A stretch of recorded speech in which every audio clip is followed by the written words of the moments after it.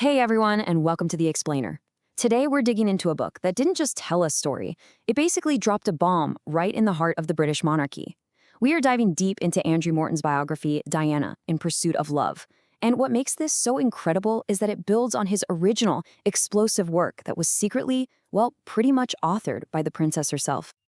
So let's just start right here. This single, really powerful line comes from one of Princess Diana's closest friends, Dr. James Colthurst, and it just perfectly captures her state of mind back in 1991. You see, this wasn't just a cry for help, it was a declaration of war. It was her deciding to take a sledgehammer to the whole fairy tale image of the royal family. So, the big question is, how on earth did she pull it off? That's what we're going to explore in our first section, the unbelievable, high-stakes story of how this biography was secretly put together. I mean, we're talking secrets, trust, and a huge amount of risk. What is just so wild here is the sheer audacity of this whole operation. I mean, just picture it. You have the most famous woman in the world, basically a prisoner in her own palace, sitting in her drawing room and speaking her deepest truths into an old tape recorder. Her friend, Dr. Colthurst, would show up on a bicycle to not arouse suspicion, conduct these interviews, and then literally smuggle the tapes out to the author, Andrew Morton. This secret project was going to change everything. But why? Why would she take such a massive risk? Well, that brings us right to the core of her story, the profound, crushing misery of her life as a royal, the truth that was hiding behind the fantasy. And this slide just illustrates the central conflict of her life so perfectly. To the entire world, she was the fairy tale princess, but behind closed doors, Morton's book pulled back the curtain on a private nightmare. She was isolated, she was lonely, and she felt completely and utterly trapped by an institution that demanded her silence. This quote, and this is coming straight from Diana on those secret tapes, it gets right to the heart of it all. This wasn't just, one bad day. It was a constant, grinding state of despair. She had absolutely reached her breaking point, and in her mind, there was only one option left: tell the world the truth. And it's so important to understand that her suffering was coming from all sides. The book lays it all out. A marriage that was loveless right from the start, made worse by Prince Charles's ongoing affair with Camilla Parker Bowles. She was battling bulimia nervosa, which she said was really a symptom of the total lack of control she had in her life. And she just felt suffocated by what she called the system or the organization, an entity that demanded she conform, no matter the personal cost. But this isn't just a story of suffering. It builds to this incredible turning point. After revealing her misery, Diana didn't fall apart. No, she started to fight back, seizing control of her own story and, ultimately, her own life. You can see a clear escalation on this timeline. It all kicked off in 1991 with those secret tapes for Morton's book. That directly led to the official, though, let's be honest, hardly amicable separation from Charles in 1992, and it all culminated in her famous 1995 Panorama TV interview, where she just openly discussed everything: the breakdown of her marriage, her place in the monarchy. Each step was a deliberate move toward independence. This moment, which happens near the end of her life, is just so telling.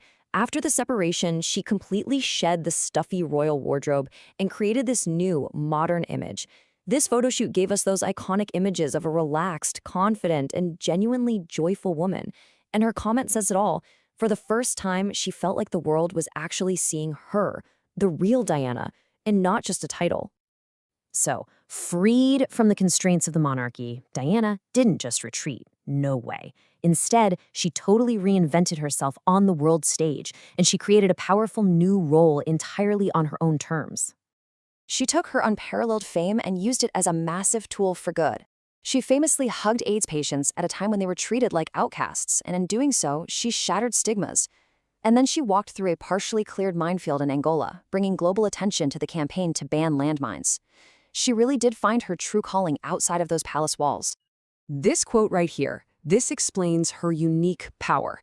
Diana connected with ordinary people because she actually identified with their struggles. She felt like an outsider herself, And that empathy is what earned her the title, the Queen of Hearts. It also explains why the establishment saw her as such a threat. But as we all know, this incredible journey of reinvention was cut tragically short. So let's look at the final chapter of her life and the powerful, enduring legacy she left behind. The facts are just stark and so heartbreaking. Her death in a Paris tunnel at only 36 years old, it triggered an outpouring of grief the world had really never seen before. That public reaction was just a testament to the profound connection she had forged with millions and millions of people. So, what did she leave behind? According to Morton, her legacy is just immense.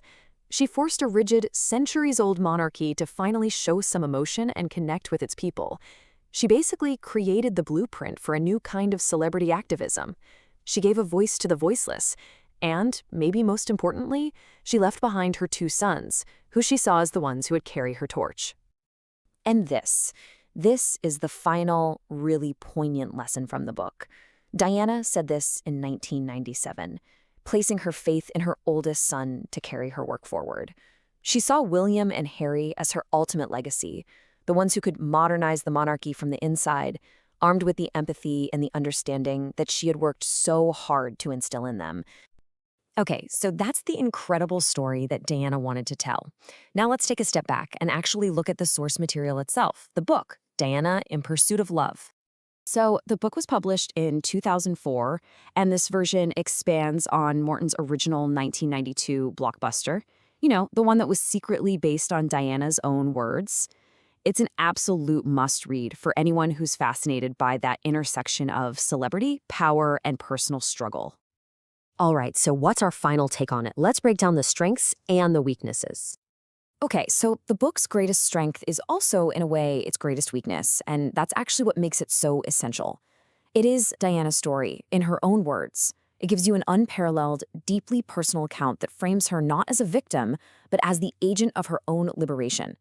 But of course, because it's so reliant on her perspective, it is inherently one-sided. But you know what? That was the entire point, to correct what she saw as a completely false narrative. For its monumental historical impact, for its raw, unfiltered look inside a hidden world, and for being the definitive account that Diana herself wanted the world to hear, we give Diana in Pursuit of Love a final grade of 8.5 out of 10.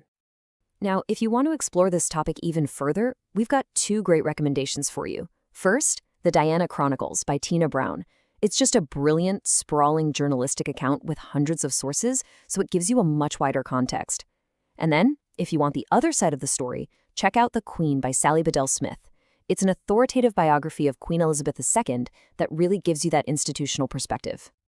And that's our look into the secret story behind Diana in Pursuit of Love. If you want to make sure you don't miss our next explainer, please be sure to subscribe. Thanks so much for joining us.